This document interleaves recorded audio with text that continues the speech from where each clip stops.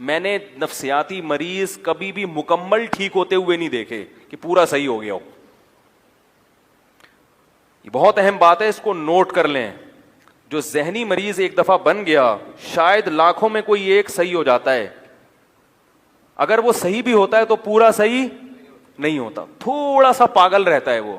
اور آپ دوسری یہ بات نوٹ کر لیں کہ پاگل تھوڑا بھی بہت ہوتا ہے. یہ بہت ہے, آپ اس کو مذاق نہ سمجھیں, یہ دین کا حصہ ہے یہ باتیں. پاگل تھوڑا سا بھی, بولو بھائی, بہت ہوتا ہے. پاگل میں تھوڑا بوڑا نہیں ہوتا. ٹھیک, جو تھوڑا سا پاگل ہے وہ تھوڑا سا نہیں ہے, وہ کسی بھی وقت کچھ بھی کہہ دے گا. تو اس لیے سب سے زیادہ حفاظت کس چیز کی کرنی ہے؟ دماغ. تو میں آپ کو دو چیزیں بتاتا ہوں جن کو اگر آپ ذہن میں رکھیں گے نا تو انشاءاللہ دماغ, یعنی جن چیزوں پر عمل کریں گے دماغ سیٹ رہے گا. نمبر 1, نیند میں کبھی کمی نہ ہونے دو. نہیں یاری بات یار بھائی, نیند کیا کرنی ہے؟ ایسی کی تیسی, جو مرضی کام اہم سے اہم رہ جائے, پہلے کیا ہے؟ نیند مکمل ہو. پہلے کیا کرنا ہے؟ نیند. نیند آ رہی ہے, تھکا ہوا دماغ, سارے کام ایک طرف, پہلے سوؤں گا میں. جاؤ جو مرضی ہوگا. بھائی وہ شادی میں جانا تھا, وہ ولیمے میں جانا تھا, وہ کیا کہتا رہے, ہم نے پہلے کیا کرنا ہے؟ کیونکہ نیند کی سیٹنگ آؤٹ ہو جائے نا تو بس دماغ گیا. دماغ کہاں جائے گا؟ میں نے اپنی زندگی میں کئی لوگ اسٹریس اور ڈپریشن کے مریض دیکھے ہیں جو نیند پوری نہیں کرتے تھے. نیند اتنی صحت کے لیے ضروری ہے کہ روٹی اور پانی اتنا ضروری نہیں ہے. بھوک, اگر دیکھو نیند سے بڑھ کر کوئی چیز ہوتی نا تو اللہ تعالیٰ رمضان میں ہمیں کہتے ہیں نیند پوری نہ کرو, روٹی کھاتے رہو. اللہ نے روٹی پانی چھڑوا دی. اللہ کو پتا ہے کہ جتنا مرضی بھوکا پیاسا رہو گے, جب کھاؤ گے تو ریکوری ہو جائے گی. کوئی 3 دن بھی بھوکا پیاسا رہے نا, جسم کو کوئی نقصان نہیں ہے.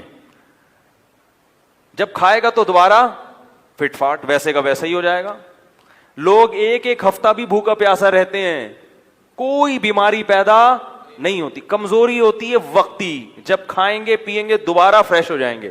دیکھو نا, رمضان میں سارا دن بھوکا پیاسا رہتے ہیں, جیسے ہی افطاری کا وقت آتا ہے 2 پکوڑے گئے پیٹ میں اور کمر ایک دم فٹ فاٹ سیدھی ہے, ایسے پریڈ کرتے ہوئے نماز کے لیے آ رہے ہوتے ہیں.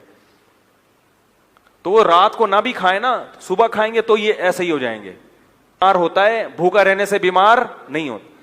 لوگ کھانے کو فوکس کرتے ہیں صحت میں, نیند کو فوکس نہیں کرتے. اللہ کرے یہ بات کسی طرح دماغ میں اتر جائے, کیونکہ اس کا ہمارے دین سے بڑا گہرا تعلق ہے. آپ کا دماغ سیٹ نہیں ہوگا, آپ نہ اللہ کے حقوق ادا کرو گے نہ بندوں کے حقوق. کیونکہ جو آدمی ڈپریشن کا مریض ہوتا ہے نا, وہ گھر میں بھی چک چک پک پک لگا کے رکھتا ہے, خود بھی ڈپریشن میں آئے گا اور بیوی بچوں کو بھی ڈپریشن میں ڈال دے گا. بد اخلاق, نبی صلی اللہ علیہ وسلم نے کیا فرمایا؟ قیامت کے دن سب سے زیادہ میرے قریب وہ ہوگا جس کے اخلاق سب سے اچھے ہوں گے. تو اخلاق کے اچھے ہونے کے لیے چیمبر کا صحیح ہونا ضروری ہے. ٹھیک ہے نا. دیکھو بچوں کی نیند پوری نہیں ہوتی, کیسے چڑچڑے ہوئے ہوتے ہیں, خام خامی چیزیں اٹھا اٹھا کے پھینک رہے ہیں. اور جب بچہ رات کو اچھی طرح سو کے صبح اٹھتا ہے, کیسا خوشی خوشی پھر رہا ہوتا ہے, حالانکہ صبح کے وقت اس نے کوئی اخلاق پر بیان نہیں سنا ہوتا. جب اندر سے سیٹ ہوتا ہے نا انسان, تو خود بخود خوش مزاج ہوتا ہے, وہ ہر چیز میں دل لگتا ہے اس کا. تو اخلاق تو دین کا بہت بڑا حصہ ہے نا.